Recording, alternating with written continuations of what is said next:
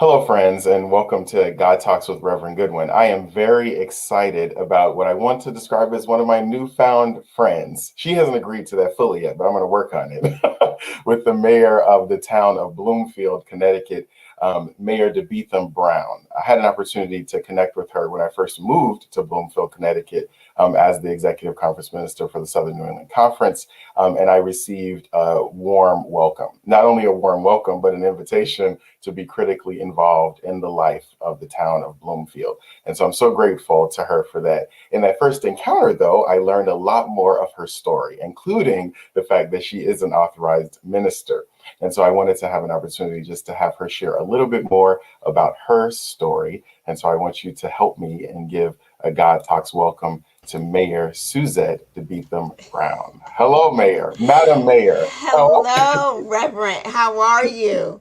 I'm doing very, very well. I want to just first of all thank you because I'm sure in the middle of a very busy schedule, as well as things are more people are being vaccinated, and you're doing an amazing job in the town of Bloomfield about making sure that vaccinations are rolling out. But not only are they rolling out, they're being thoughtful about minoritized communities. And so I Yes. just want to give a shout out to that. I already love so many things that you're doing, but specifically in relation to the current reality that we're living in. You were just doing so many forward thinking and strategic and thoughtful initiatives in this town. So happy to Thank be you. a resident of the town of Bloomfield. And we are happy that you are here. Thank you, thank you, thank you.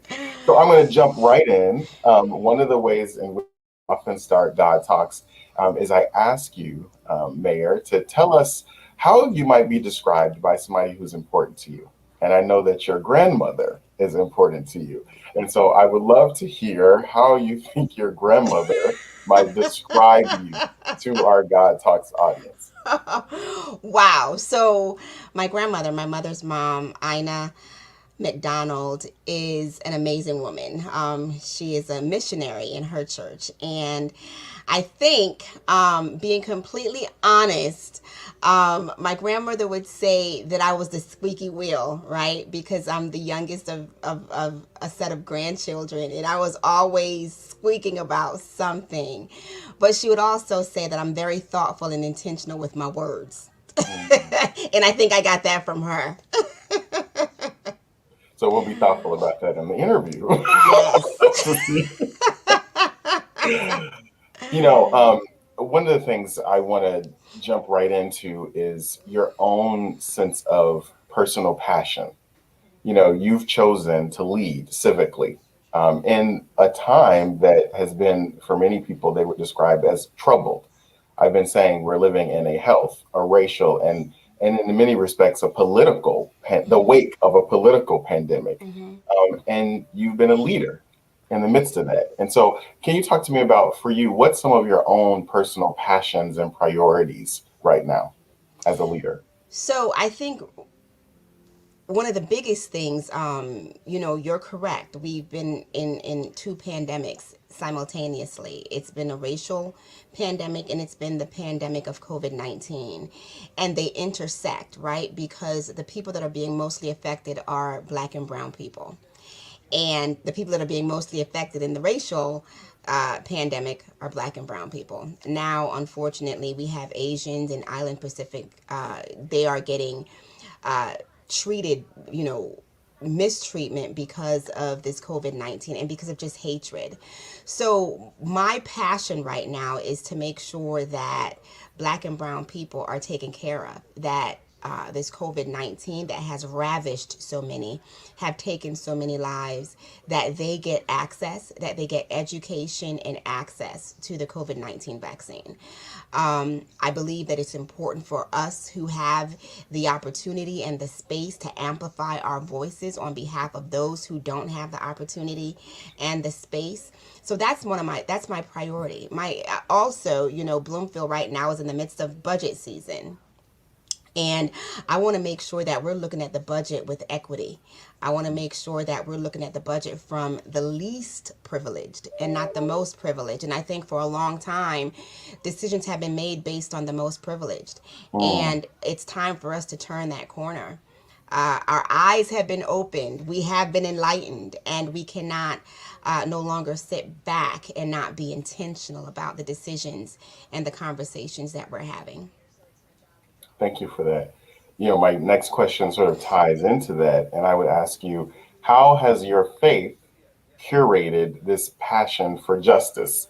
One of the big hallmarks of, I think, who we are striving to be as a Southern New England Conference is a conference that has essentially illuminated social justice as the way that will be the foundation of how we move forward. And so much of what you are doing as the mayor has the same curation behind it. How is your faith informing that? So for me, being in this particular space, my faith is everything. The Bible says in order to have friends, you must show yourself friendly. Mm, Um, the Bible talks about taking care of the least of these. That's what the Lord came to do. He didn't come to sit with the rich, right? He went to seek people out. He sought people that had need of him. And I believe that that's what frames everything that I do. I am a leader, but I'm a servant leader. mm, I have been formed or created to serve whatever space that I'm in, and to leave that space better from having me being there. And that's what guides me. It's never about me. It's always about how can I do better for someone else and leave that person better just because I was in their presence. If not, this work would become so self-seeking and self-serving that I wouldn't be able to do anything for anyone else but myself. mm. Let's talk a little bit about that. I think for most people, that is how they perceive politicians. It's almost like a foundational element that you assume that maybe your civic leader is going to have a little bit of that. So I do want to say, from the how we think about politics, it's somewhat countercultural for you to say, I'm a servant leader. Like that Yes. is what fuels me, what motivates me. So what distills that for you? And the second part of that would be, what keeps you beholden to that reality, that mission point? So I think once, let's go back to my grandmother, right? At a very early age, I was introduced to faith, and not just faith that you hear on a Sunday morning, but faith that you saw breathing, living every day in my grandmother. Grandma could only have one chicken, but she's going to make sure that she serves her family and make sure that there's enough left over that if someone from the community needed something, Mm, they would get it. Even if it was her plate, they would get it. So I think from a very young age, I learned that it's not just about you as an individual, but it's about how you foster community. It's about how you make sure that everyone in your space gets an opportunity, whether it's an opportunity for a meal, an opportunity for a warm, scarf, whatever they're lacking, that you are hopefully in a place to provide, that you provide. And that's what I think political leadership should be about. I know that, what we see on TV or what we see coming out of Washington a few months back was just so hate filled. And people would think that, oh, only politicians, they only want things for themselves. I think that I can be that example of a politician who truly is seeking the best for the people that they serve. Because I did not have a right to be here, mm, but people put their trust in me when they walked into a voting booth and cast their vote. And the most that I can do is always be mindful of that and always make sure that that's the driving force and not what Suzette wants, her pet projects or her soapbox. mm. And I keep very grounded with that, because at the end of the night, when all of this is over, I have to face myself in that mirror, and I have to make sure that I'm at a right place, that when my prayers are being prayed, that they're answered, because I don't have any iniquity in my heart, and I don't have any ill will or bad intentions. And I'm also trying to make sure that I model that for my children. And for Mm, those who call me auntie and godmother and everything else, right? You have to be able to walk that out, not just talk it. And I'm hoping that I am walking it out in every aspect of my life, including being the leader for Bloomfield. thank you. Wow. I really appreciate it. I really appreciated you talking about those seminal figures in your life. And then for you, your grandmother being that touchstone that you have been Yes. able to keep kind of going back to.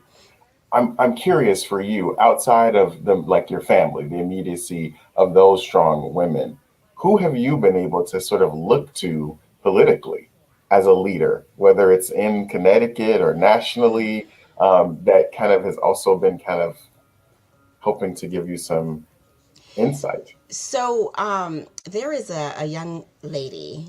I call her young, but she's a friend to my mother. Her name is Veronica Airy Wilson. Veronica used to be on the Court of Common Council in Hartford. Hmm. Growing up and seeing her, and there was other, Trudy Merrill. She was there, but seeing Veronica, how she interacted with people, you would never be. She would have a million events, but you would never be in her presence and feel like you weren't seen, right? Hmm. She might have to come late and leave early, but she was going to make sure that you felt like you were seen and that you felt like you mattered. I admired that about her. Like, how can you be going from, event to event to event to event and still have that opportunity to make people feel like they matter? And she was definitely a role model for me in politics, which, like, I never thought would have happened. You saw it, like, oh, I could, that might be. So yeah, I would definitely say that she was definitely a good political inspiration for me. Hmm. Thank you for that. So hopefully people will look her up if they haven't met her or haven't heard about her, to kind of see some of what she's offered in the Hartford community. I want to go back to the beginning. You said your grandmother might have described you as the squeaky wheel. And I want to talk about, where are you finding yourself to be the squeaky wheel now in the so, midst of your leadership and everything else? so here's the thing, right? Personal information. I was a premature baby. So I was a Hmm. tiny baby and I was always making noise, right? So here we are now, fast forward a million years later, back in 2016, 17, with the former council, and we were trying to put a slate together. We asked the former council to mentor us. There's six Dems.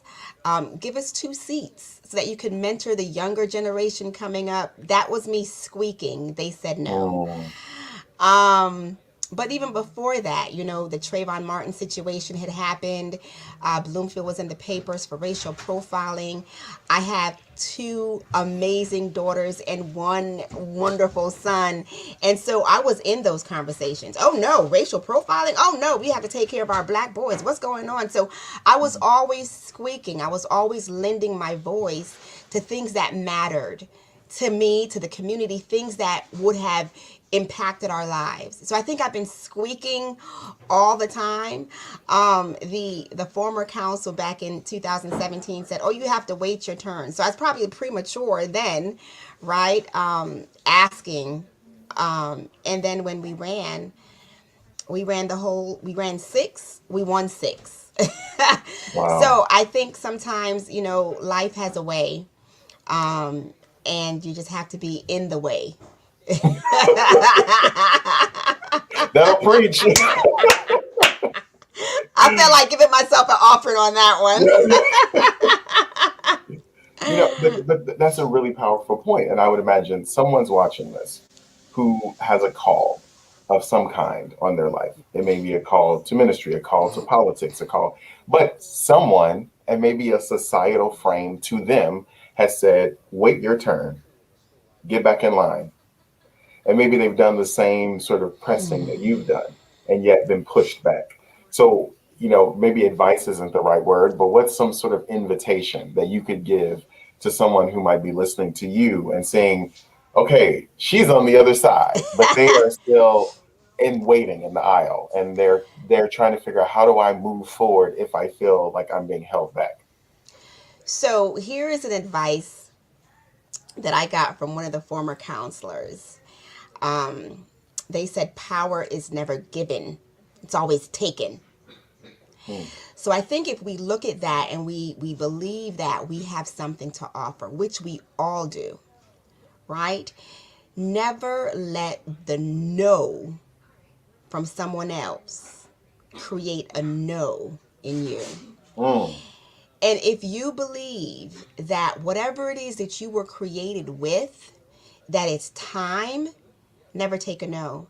Keep on pushing, keep on pressing. If you have to get on your belly and crawl, crawl, because the Lord will make room for you. One of my life verses is Jeremiah 29:11. For I know the thoughts I have for you, saith the Lord, thoughts of good and evil, thoughts of good, not of evil, to give you an expected end. mm, It's not the end yet. That means it's not expected. That means there's more. When you come to your expected end, you will know, mm, right? And when you get to the expected end, that's the only time that you accept a no. But until then, never let anybody's no be a no for you. It's about you and what you have to offer. And sometimes you have to do it scared. That's called faith. That's called faith. If we knew the whole path, we wouldn't need faith. But if you know what's in you, what brings you joy, what gives you passion, what keeps you up at night, the desire to see things better and do better, take that and make that your fuel, right? And every time someone says that, just amplify your fuel a little bit more, until you get to where you ought to be. And here's the thing, I don't believe that I am where I ought to be, but I believe I'm on the path, right? I believe I'm on the path. And once again, you get in the way of that path, and you will reach there. You will reach it. Never, it's time for us to look somebody square in the face and say, you said no, I'm going to do it anyway. mm. Yeah.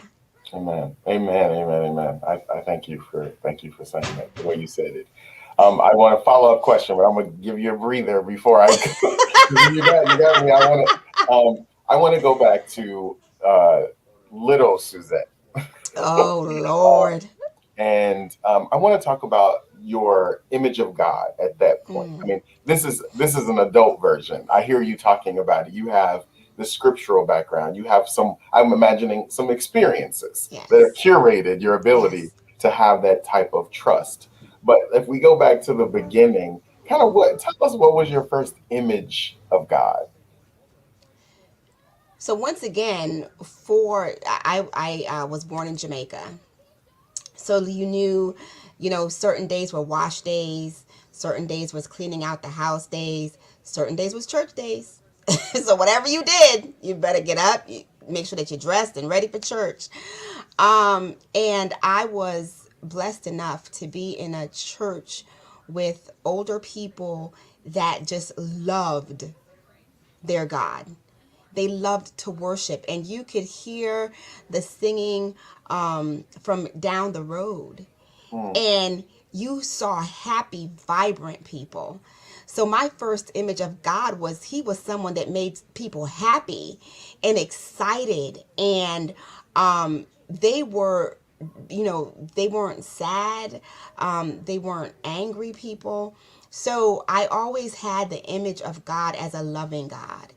And because I was on an island, when it rained, I thought that that was God's way of just washing away all the bad, right? So no matter what you went through, the sun would be shining one day, it would be dark. The clouds would be, come through, and it would be a dark time, but then it would rain. And then you would go outside and you would smell the rain after it rained. And it was just so cleansing and cathartic. And that's what I thought of God. That no matter what we're going through, and I have to quote the scripture, he reigns on the just and the unjust. But you got that sense that after the rain came, there was peace. There was a cleansing.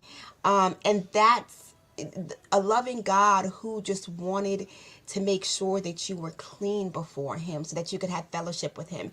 And that was my first image of God. Mm. Mm. I love the image of sort of the washing away of anything that Yes. would be the barrier. Yes. And in our society right now, there are so many barriers that need to be washed away. Yes. And so I'm curious from your perspective, not what's low hanging fruit, but, for people, again, who are watching this, who want to find a way post pandemic in some ways to kind of reemerge in the world, but from a justice perspective, where do you see those entry points for us to be that rain, like for God to be in us as that rain to move some of these social ills out of the way? What are a couple of issues that are coming up for you that need that kind of rain right now? So I think it's important for us to take the judgments away. Mm, We're judging each other because of the way we look, because of our color of skin, because of the way we wear our hair or how we sound. We're judging each other because COVID-19 started in China or something. For us to emerge, we have to take those judgments away. We have to be able to step in the water, as I say, right? Because it seems like there's this gulf between us. Step in the water, and the more you step in the water and come towards each other is the more you realize that it's not a gulf. It might be a little stream, but it's not something that we have to kill each other about. It's not something that we have to beat each other or burn things down about. It's being able to walk towards each other and one, be truthful with our own biases, and two, be courageous enough to have those conversations to mm, find out what truly separates us and what truly unites us, and then be intentional enough to focus on the things that unite instead of the mm. things that divide, and shut out the voices of everybody else that's trying to divide. We have to make that conscious decision. And I think it's past time, it's beyond time. If we don't do it now, it's just going to get worse, and it's going to get to a place where we won't be able to do it. Mm. So everything that we've gone through, we've gone through a year of social distancing. We've gone through a year where we can't socialize, and people have had mental stress and mental breakdowns because of that. That's how this hatred thing is. It's not, it's a virus of a different kind. Right. But if we don't face it and attack it and try to inoculate ourselves from it, it's going to kill us. It's going to Well, it kill is us. killing us Yeah. in so many ways. The fractures in society are just Yeah. because of that. Yeah. One of the things I've been encouraging people is, as we try to figure out how to cross the proverbial aisle, I think the barrier sometimes is also how complicated we make it.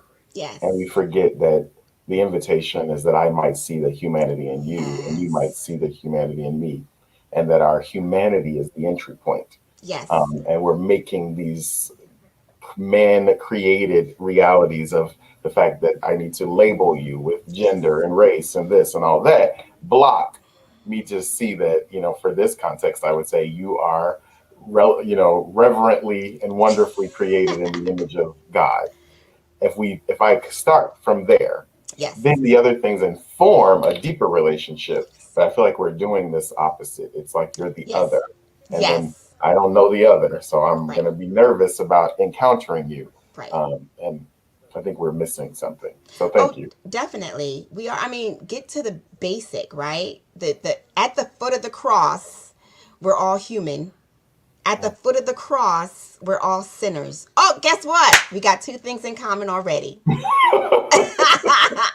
So if we start with just the basic stuff, that we're basic human beings that need to be loved and nurtured, that's at our basic entry point. If we start there, I think we can build from there instead of starting up here and tearing down. Let's start from the basic level and build up. And I think relationships will be a lot better. I want to actually talk about just the fact that faith is important to you. It's something that you've been describing, and I note that, for instance, when you were pulling together the COVID-19 memorial, one of the things that I think you had in mind, even in inviting me and Pastor Sean, who's the pastor of First Congregational Bloomfield, was I felt like there was also an invitation to think even beyond just the Christian citizens of Bloomfield, but you had talked about this sense of you wanted a prayer or something that really was thoughtful of all of the residents of Bloomfield. Yes. Some of the tension of the past 4 years has been a sense of Christian nationalism, that Christianity has been used as a weapon to sort of then harm all of these other people. And though I believe you professed your faith in Christianity, there was still a desire for you to be the mayor for all, and Yes. to make sure that that moment was sacred for all. Talk about that. How do you hold your faith and then the reality that God's welcome is so much more extravagant? I mean, and that's what you were doing in that service. You could have just said, no, it's a very Christocentric service because I'm the mayor. This is what we're going to do. But the invitation had a broader hope of how we Yes. might welcome all people. Yes. And some other leaders are not able to do that. We've watched that not be possible. So how has it, what made the reconciliation for you?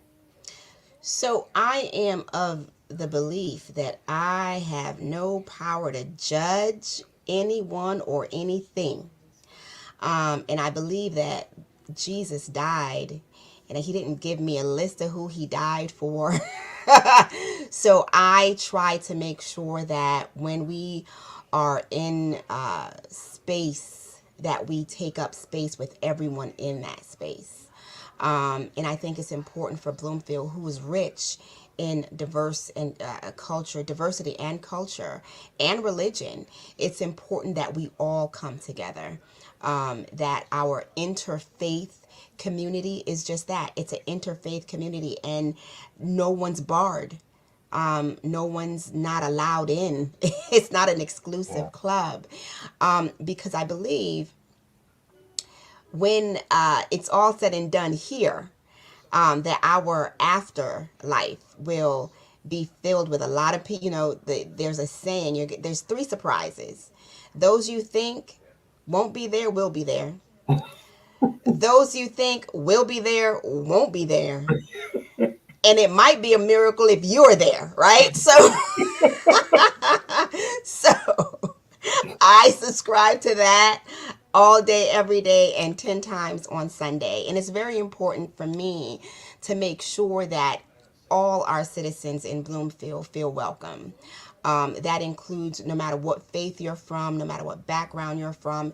It's really important as the leader to make sure that Bloomfield is a place for everyone. So I try to be very intentional about that. Man, thank you. And that was noted, and I was sharing that I felt like one of the reasons I and Sean had the invitation is because of a commitment by the Southern New England Conference of the United Church of Christ in general to have an extravagant welcome. We have a saying in the Yes. UCC that no matter who you are or where you are on life's journey, you're welcome here. Yes. And I think that so much of what I see you doing in this town almost has that embodiment. So I just want to thank you for Thank that and just you. name that it was noted and welcome. Thank So you. you talked about Sunday. So I want to Yes. talk about Sunday. What I'm not sure everybody knows is that you are also a minister in your own right. Now, if they listen to this interview, you've preached, so they've heard it. But tell us about your call to ministry. Oh my goodness. You mean the call that I ran away from? I said, no, not I, said the spider to the fly. But it wasn't a straight path for me. It wasn't a easy path for me at all. But I think God is so gracious. He allows us to get it together. And I've always done work in my church. helped with the little girls group, helped with the youth group. But that call to ministry, I had a pastor. His name was Dr. Jeremiah McIntyre. And Dr. McIntyre said a while to me and my husband, he said, "You all don't see it yet, but it's okay." You will. You will see it, you will hear it, you will feel it, and you will know it. And that's the important thing. So it was a matter of being open to, okay, Lord, what is it that you're really trying to get us to do? Because, and I know this is going to be said around the world, I just never thought that I would be a minister, that I'd be married to a minister. I was like, mm-mm. But God had a different path for our lives. And when both my husband and I, it was like we came to it together, like, I really believe that this is what the Lord wants us to do. And it was a confirmation, right? After Dr. McIntyre had said it previously, we had gotten confirmation throughout. And then we went through a program in our church of studying, and we did training. It wasn't just like one day you get up and you're a minister. There was Hmm. training that you had to do. There was work that you had to do in the vineyard before you was even licensed. So yeah, it was a process. But once again, God is merciful. He gives you a minute to get your life in order. So, as this woman who had such faithful figures, as this woman who could hear the songs of Zion, like rolling down the street, what do you think that initial no was about for you? The thing that said, mm-mm, no, I don't know if that's me, Because here's the but I'm thing. sorry. Because I want to do what I want to do, how I want to do, and probably, maybe, quite possibly, if you come at me sideways, I'm gonna come right back at you. So, the I think the initial no was, I wanted to be in control. You know, plainly speaking, the initial no was, I didn't know if I'd be able to fit into that box of what I thought ministry had to look like. But one of the great things was, everything he puts in you, nothing is wasted, right? So, in order to reach the young people that we were over, you would need a personality like mine, right? You would need someone who can be real silly at times, and then who can be really serious at times, but who was going to be honest with you. So I think the initial no was my preconceived notion of who I would have to become in order to, to put on that collar and say, Mm. oh, like I'd have to speak like King James, and the these and the thous, and yeah, that initial no was all about me. Mm. But once you surrender, it's a different conversation. And how have you found? I mean, so recently I was on a panel, and the question we were talking about the Black church, and it was based on the PBS special. And someone asked very poignantly, is it possible in this reality of 2021 and on to be a minister and a politician? They felt like the example was, in Dr. King's reality, there was a resurgence of preachers kind of stepping into the social justice arena, and it made sense. The church was relevant in that way, and in ways that the church isn't as strong of a voice in some ways now. And so I thought it was a powerful question. So I want to ask it to you. Can one mayor be a preacher and a politician? And if so, are there compromises for one or the other? So I believe it's important and necessary. And I know a few good preachers who are politicians. I shout out Brandon McGee. He's a state rep. I shout out TJ, who is on the council in Hartford. There's a few from my denomination, the Church of God, who are very powerful preachers, but who are also very political. So I believe that the table is big enough for all voices.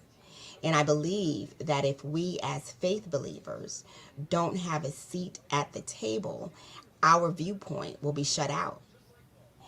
I think it's important that we have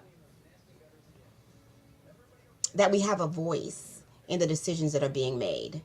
I do believe, however, because you do have a vote, that you need to vote your conscience and that you need to vote in the best interest of your constituents.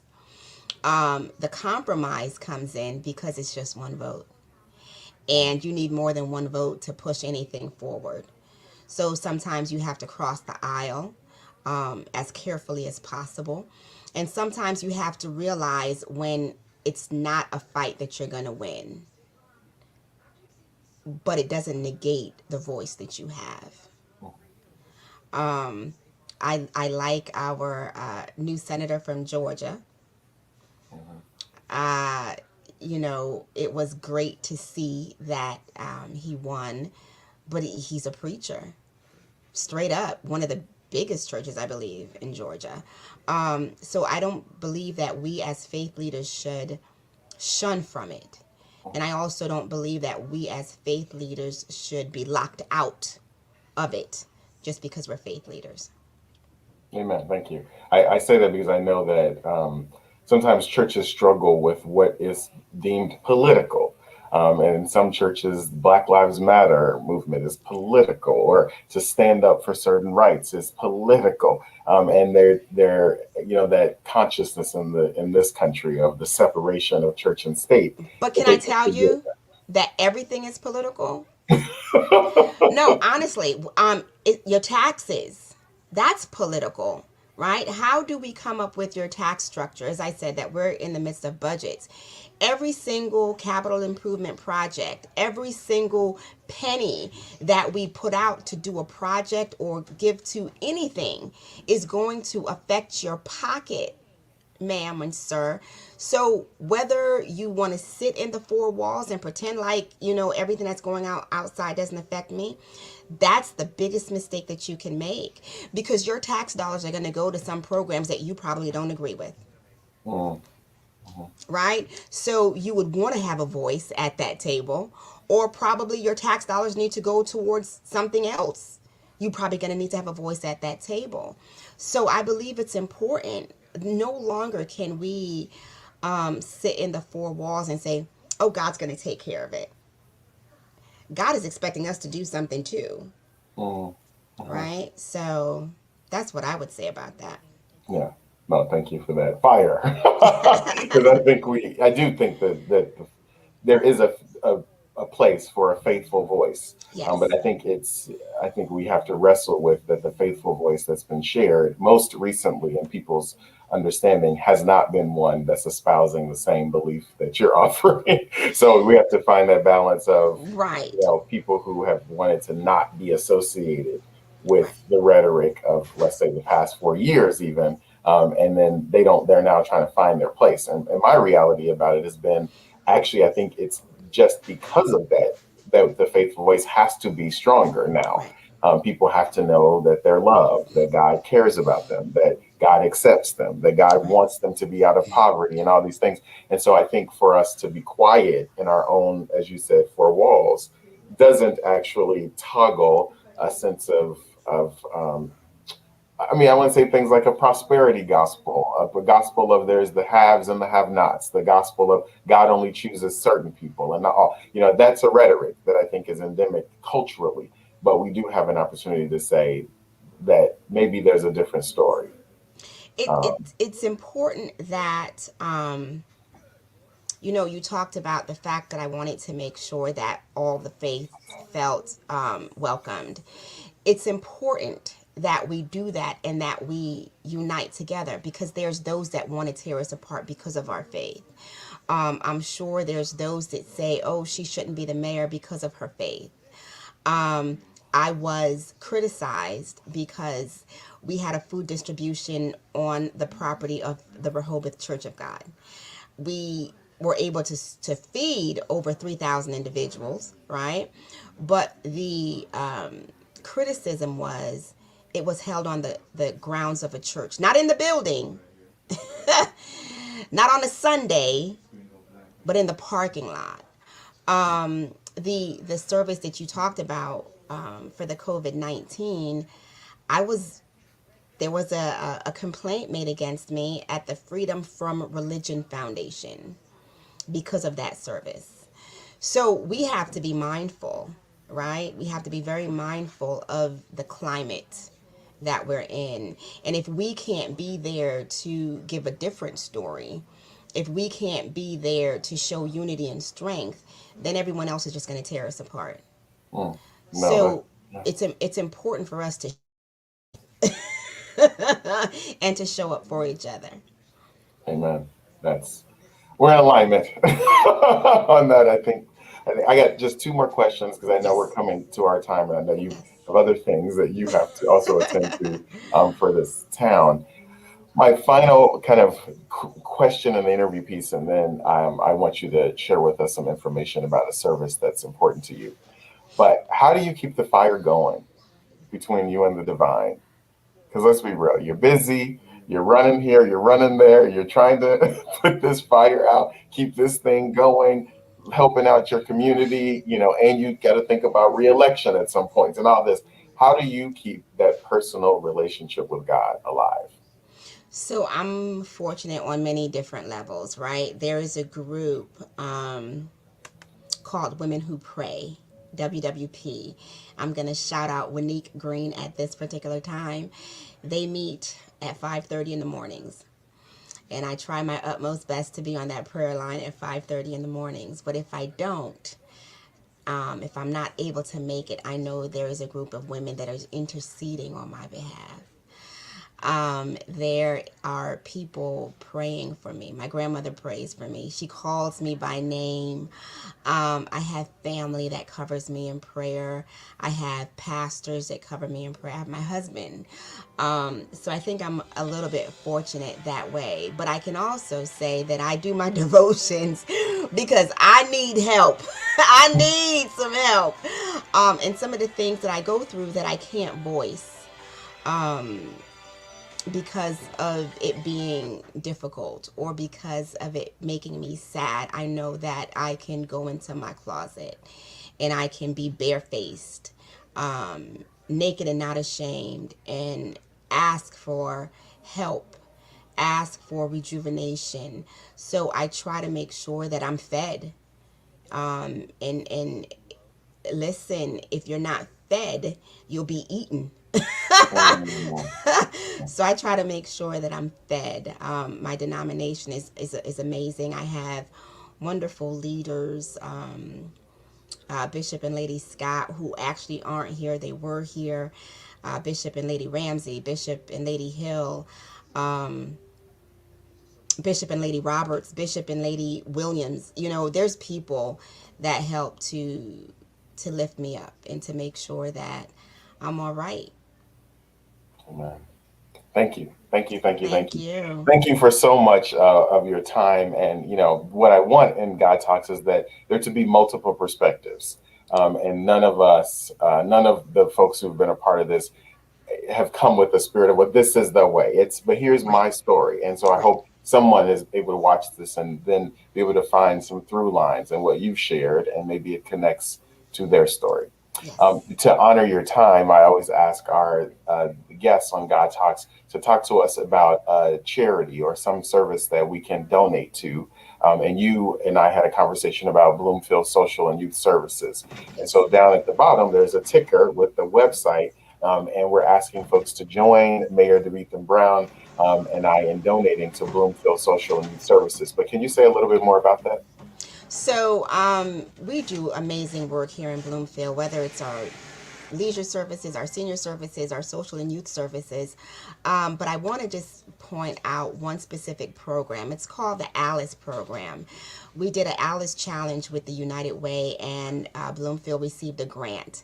And this program is to help to provide services to our asset limited, ALIC, income constrained employed population here in Bloomfield, and it's a sizable population. Basically, working from paycheck to paycheck, they need help with assistance. They need help in finding out where to get assistance, and we've now set up this fund to be able to help our residents, our citizens. And I think if we can help to make sure that this fund never runs dry, we'll be able to provide assistance to a good amount of our citizens.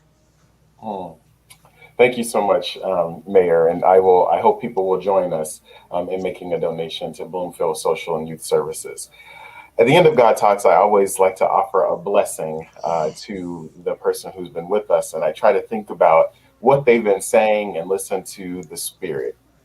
And as you've been talking, I wanted to remind you of a couple of things. The first one is the story of Jesus's baptism. When Jesus was being baptized, the reminder is that it was at the beginning of what we might define as his ministry. And in that moment, when the Spirit was descended upon Jesus, these simple words were spoken. This is my, and for you, I'd say, daughter, in What? whom Hold I, on. Do not make me cry. in whom I'm well pleased. And I want to say that because I think for leaders like yourself who pour out and pour out and pour out and pour out, that sometimes they can forget that God also has a desire to fill you up. And so, just like we want this fund to have a well that does not run dry, we also want you to be a well that does not run dry. And so, I invite you to just remember that God was already pleased with you before you even said yes, that God was pleased with you before you chose to run, that God is pleased with you before you set up the vaccination center and before you did the COVID memorial and before you do and do and do and do. God has already said, this is my daughter, who I love and in whom I'm well pleased. So may that walk with you. May that hold you in places where you wonder, God, am I doing enough? May you hear the Spirit say, yes, I am indeed well pleased. You are indeed more than enough. And in you, I already have love. Oh, thank you so much. So be blessed, my sister. I thank you, thank you, thank you. Hold on for me before you Thank leave, and I you. appreciate you for everything Thank today. you. Friends, thanks for tuning into God Talks with Reverend Goodwin and just getting a chance to fellowship with me and Mayor Suzette DeBeatham-Brown, who is the mayor of the town of Bloomfield, Connecticut. This is just one of the many ways that we get to partner with our civic leaders to hear their perspective. But I also invite you to be praying for her in just a matter of days because she has been waiting. Pastor Sean and I from the First Congregation of First Church Bloomfield and the Southern New England Conference, on behalf of many of you who've donated prayer shawls, will be delivering a prayer shawl to our mayor and the chief of police here in town to let them know that the Southern New England Conference is indeed praying for them, covering them in prayer, and hoping for their best as they try to serve all of God's citizens. Hope you have a great night. Bless you.